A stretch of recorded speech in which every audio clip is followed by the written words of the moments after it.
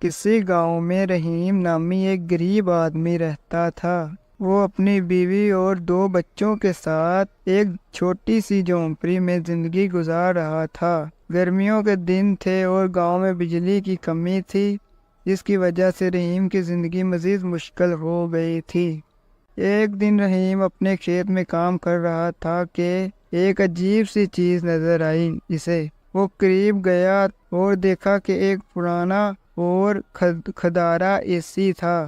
اس نے سوچا کہ یہ کسی کا کچرا ہے، لیکن اس کے دل میں ایک امید کی کرن پیدا ہوئی۔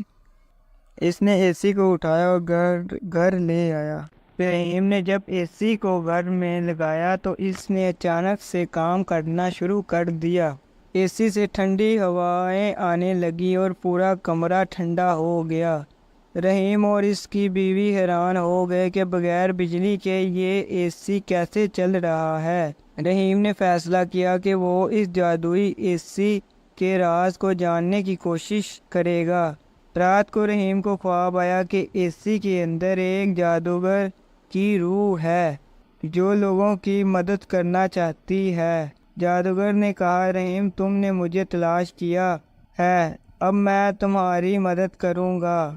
رحیم نے جادوگر کا شکریہ ادا کیا اور کہا وہ اپنے گاؤں کے لوگوں کی بھی مدد کرنا چاہتا ہے۔ اگلے دن رحیم نے گاؤں والوں کو اے سی کے بارے میں بتایا۔ سب لوگ رحیم کے گھر آئے اور جادوئی اے سی کی ٹھنڈی ہوا کا مزہ لیا۔ گاؤں کے بچے خوشی سے چہکتے پھرتے اور بزرگ بھی راحت محسوس کرنے لگے۔ رحیم نے جادوگر کی روح سے وعدہ کیا کہ وہ ہمیشہ ایمانداری سے زندگی گزارے گا اور دوسروں کی مدد کرے گا۔ یوں جادوئی اے سی نے نہ صرف رحیم کی زندگی کو بہتر بنایا بلکہ پورے گاؤں کے لوگوں کی مشکلات بھی کم کر دیں۔ گاؤں والوں نے رحیم کا شکریہ ادا کیا اور اس جادوئی اے سی کو گاؤں کی خوشیوں کا ذریعہ مان لیا۔ اخلاقی سبق: رحیم نے سیکھا کہ مدد کرنے اور ایماندار رہنے سے زندگی میں خوشیاں آتی ہیں اور اس کا گاؤں ہمیشہ خوشی سے رہنے لگا۔ ایک وقت کی بات ہے، ایک خوبصورت گاؤں میں جہاں لوگ محبت اور احترام کے ساتھ رہتے تھے۔ وہاں ایک خاندان تھا جس میں عائشہ نام کی ایک نرم دل ساس اور مریم نام کی ایک پیاری بہو رہتی تھی۔ عائشہ نے اپنے بیٹے کی شادی مریم سے کی تھی۔ مریم خوبصورت، سلجھی ہوئی اور ہر کسی کا دل جیت لینے والی لڑکی تھی۔ لیکن شادی کے بعد مریم کو عائشہ کے ساتھ کچھ مشکلات کا سامنا کرنا پڑا۔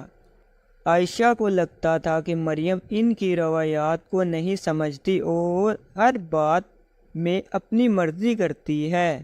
شروع میں عائشہ نے مریم کو بہت کچھ کہا، لیکن مریم ہمیشہ خاموشی سے سنتی رہی اور کبھی شکایت نہیں کی۔ مریم نے اپنی محبت اور صبر سے عائشہ کا دل جیتنے کا فیصلہ کیا۔